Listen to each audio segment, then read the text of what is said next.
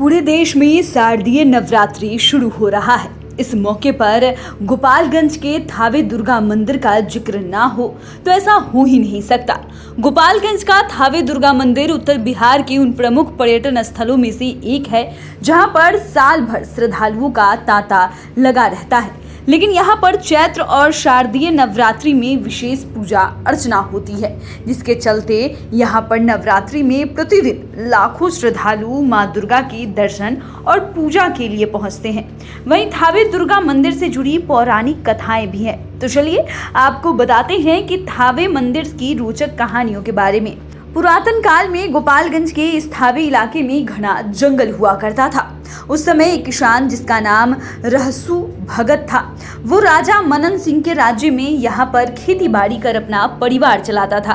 दलित किसान रहसु भगत दुर्गा माँ का परम भक्त था। वो जंगल में खेती करता और दिन रात देवी माँ की आराधना में लीन रहता।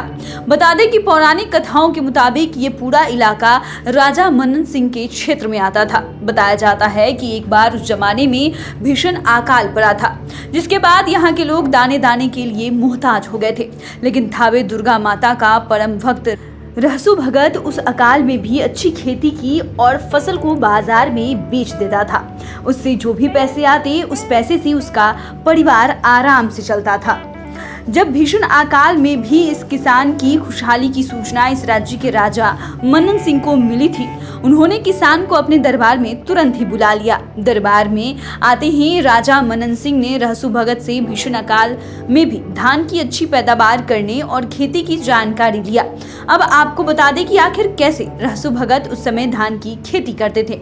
वे बाघ के गले में विषैले सांपों का रस्सी बनाकर धान की दवड़ी करते थे। खेती बाड़ी से समय मिलते ही रहसु भगत देवी माँ की आराधना में लीन हो जाते थे।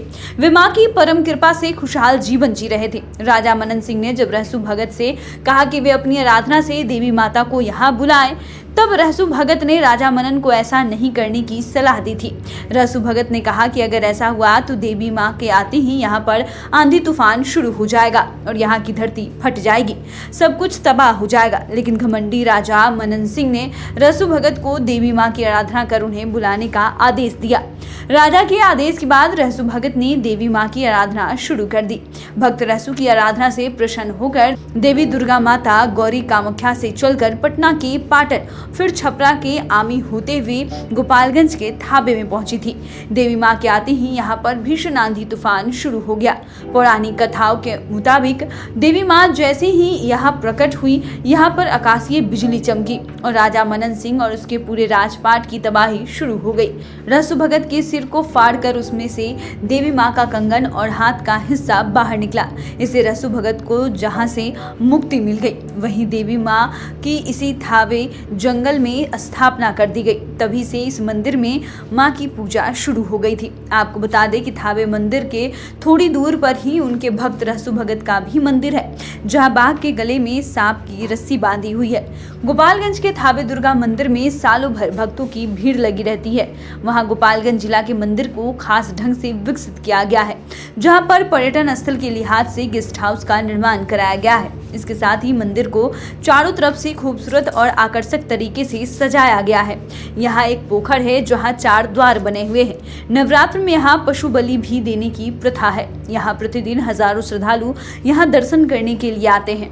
बिहार के अलावा उत्तर प्रदेश, नेपाल, महाराष्ट्र, मध्य प्रदेश, उड़ीसा, बंगाल, झारखंड सहित देश के अन्य हिस्सों से भी श्रद्धालु लगातार आना जाना लगा रहता है। आपको बता दें कि यहाँ से जो भी श्रद्धालु आते हैं वो यहाँ की प्रमुख मिठाई पिजुकिया चाव से खाते हैं।